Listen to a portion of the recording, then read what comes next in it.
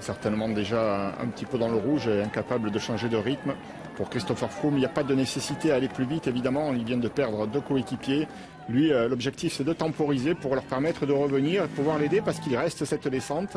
Et c'est 12-13 km ensuite de plat jusqu'à Chambéry, jusqu'à la ligne d'arrivée, où tout peut arriver. Il peut être victime d'un incident mécanique, on l'a vu, ça arrive à tout le monde. Et donc là, il sera important d'être bien entouré. Si toutefois il devait avoir un problème, c'est préférable. Et c'est Dan Martin maintenant qui accélère.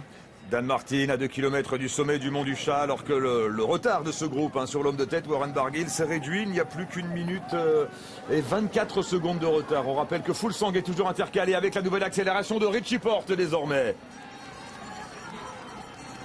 Richie Porte à l'attaque avec Christopher Froome qui pour l'instant répond à toutes les attaques, que ce soit celle de Porte ou de Fabio Aru. Absolument, c'est important qu'il puisse le faire parce que psychologiquement ça marque les adversaires. Quand vous répondez du tac au tac aux accélérations, évidemment vous les faites douter. Le calvaire pour Alberto Contador qui va perdre beaucoup aujourd'hui et qui malheureusement pour lui ne remportera sans doute pas un 3e Tour de France cette année, 10 ans après sa première victoire sur le Tour en 2007.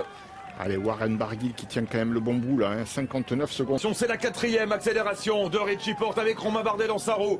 Est-ce que Christopher Froome va pouvoir répondre jusqu'au bout à toutes ces attaques? On voit un excellent Rigoberto Urán également. Quintana est présent, tout comme Fabio Aru.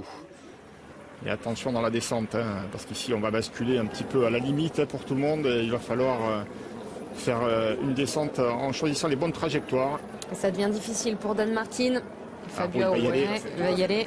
C'est l'attaque de Christopher Froome désormais qui veut prouver qu'il reste, qu'il demeure le patron du Tour de France. Romain Bardet est excellent aujourd'hui. Il suit sans problème pour l'instant Romain Bardet. Il répond lui aussi à toutes les attaques. Et c'est Nairo Quintana qui cède. Et Aru aussi.